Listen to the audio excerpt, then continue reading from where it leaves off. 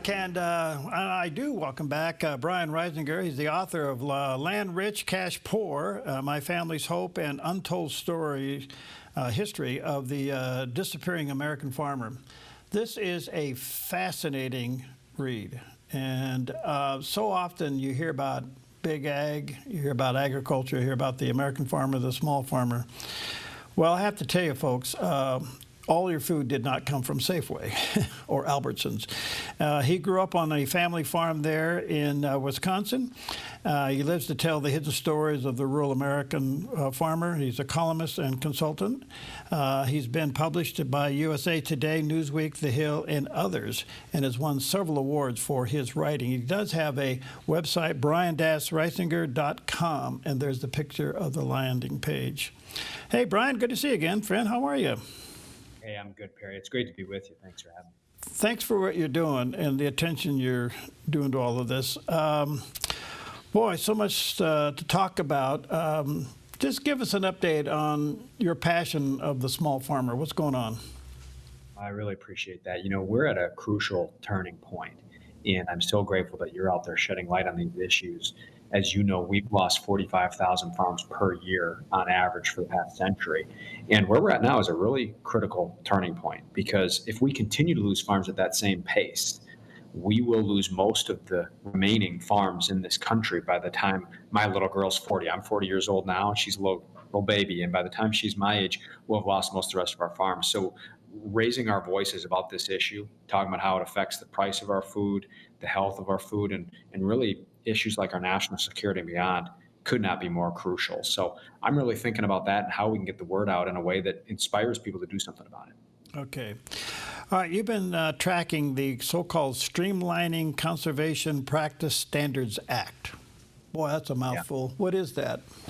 It is. Yeah, they should name these things a little bit more slickly, I think. But, you know, it's a piece of legislation that if we could have an opportunity to do something along these lines in a bipartisan fashion, it could really be a win-win in the sense that farmers, nobody cares more about the land that God gave us than a good family farmer.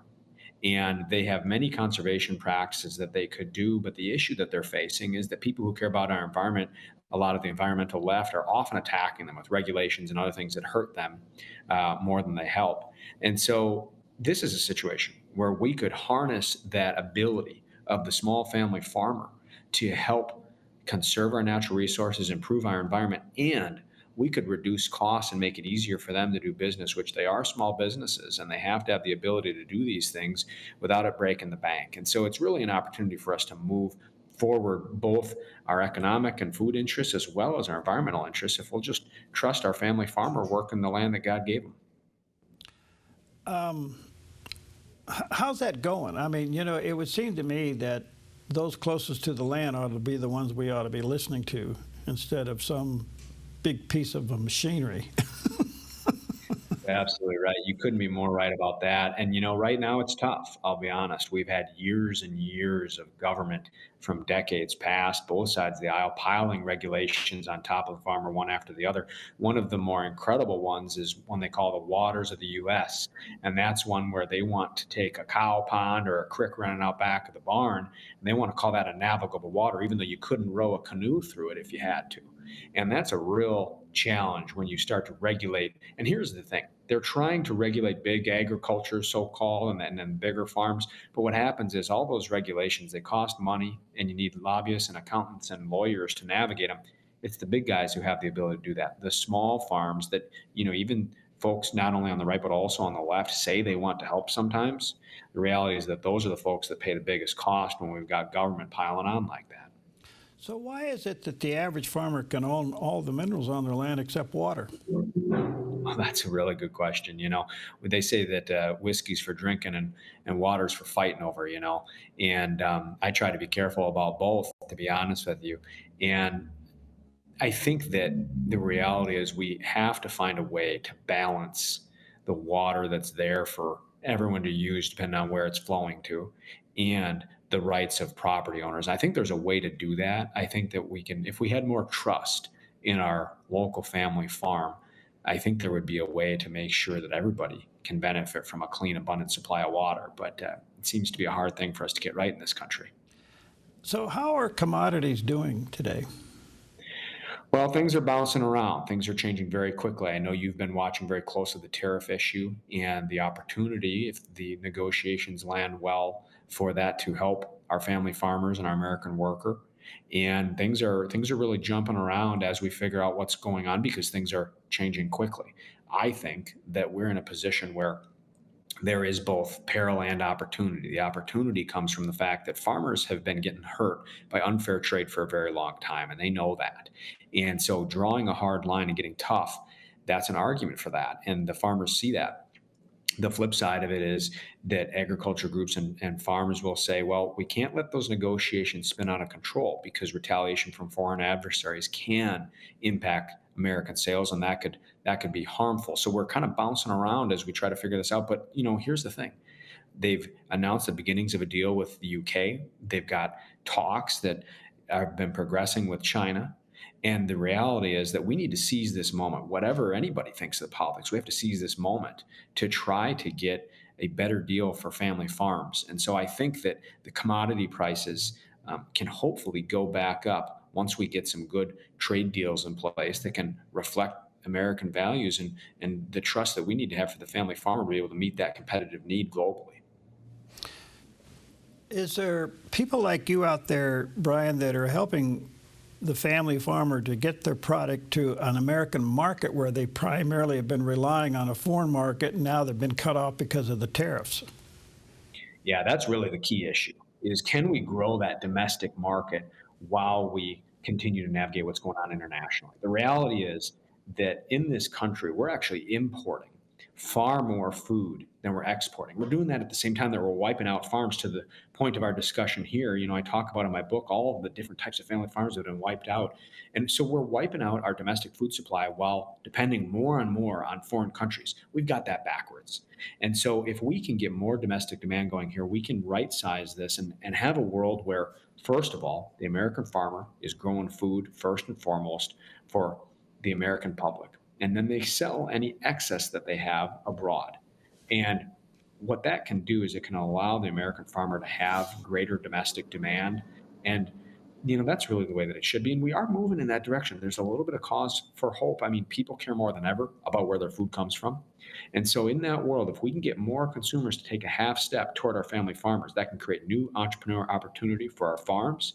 And it can also create more choices, more healthy choices, more affordable choices, more secure choices for the American consumer as well. So it's got to be a tough spot for an American farmer, small American farmer, where they reach a point where the bottom line is falling apart. And the only person that can rescue them out there is possibly a foreign ownership. And the problem with that is you're fueling the fire. And so how can you navigate through that? The best way to do it is for us to change the way we approach farms in this country, make sure that we put family farmers first in our government policy, put family farmers first in our trade policy, put family farms first in terms of the way that we as consumers buy our food. If we do that and we turn this situation around, that's the best guard against foreign adversaries getting their hands on our farmland or any other element of control of our food supply. Now, the best guard against the Chinese Communist Party or anybody else from a foreign adversary standpoint trying to come in and purchase our farmland is a strong network of small family farms all across the country owning our land. Yeah. And we've still got nearly 2 million family farms left. And, try walking up onto the porch of a guy like my dad and saying, I'm with the Chinese Communist Party here to buy your land. It's not going to happen. So that's the best bulwark that we have. And so we have to really turn things around in order to be able to guard against that. So, Brian, were you aware of the case in Missouri where the state sued the CCP because of COVID and won, and it was billions and billions of dollars, and the Communist Party of China never showed up to court. So in order to collect, they confiscated all their land. I mean, there is an open door for us to get rid of foreign ownership in farmland. That's right. And that's a kind of action that we ought to be able to get support on both sides of the aisle for, And the truth of the matter is that so many of these entities that end up purchasing land on behalf of foreign entities, foreign countries, are, it's unclear that they're acting on behalf of the Chinese Communist Party. And so we need to have more transparency. We need to have more accountability. We need to have more guards against that. Actions like you saw in court are one way for us to attack the problem. We also need to find ways to prevent that problem. So I hope we can build on that with bipartisan support to add some transparency to the situation so that farmers who are exercising their property rights can figure out which end is up. We've got people approaching them. One last question. I only have you for a short time today. We'll get you back. Do you know if the big, beautiful bill includes some kind of an adjustment on inheritance tax so the farm can be passed to the next generation? That is a really good question. And I actually have to investigate that a little bit because there's limits and there are exemptions and it's a little bit complicated. I certainly hope that it does. And I think that there's room for discussion. I know that there's a number of members of Congress who are looking for ways to make sure that the tax provisions do what they need to do. And I really hope it does, because to the exact point of your question, what happens to so many family farms is they're trying to pass it from the older generation to the younger generation. And the death tax makes that unaffordable. And it happens at the most vulnerable time for the farm. You've got the older generation that's passed away, often unexpectedly, if they're going to be charged that inheritance tax. And so you've got the kids who've got the farm now, and they got to figure out how to make it economical. And they've got this great big tax bill right when they're there mourning mom or dad. And so we need to make sure that the bill does include that, and that we do something about making sure that farm families are able to, sell from one generation to the next or pass it from one generation to the next without it being uneconomical. Well, I do know that LLCs helped, but didn't quite wipe it out. So helped. Hey, good to see you, Brian. Thanks for your time. Check out his website, brian-reisinger.com. There's that landing page, and get a copy of his book, Land Rich, Cash Poor. Thanks for your time, brother. Stay in the fight. Thanks so much, Perry. Appreciate it. Okay. Take care.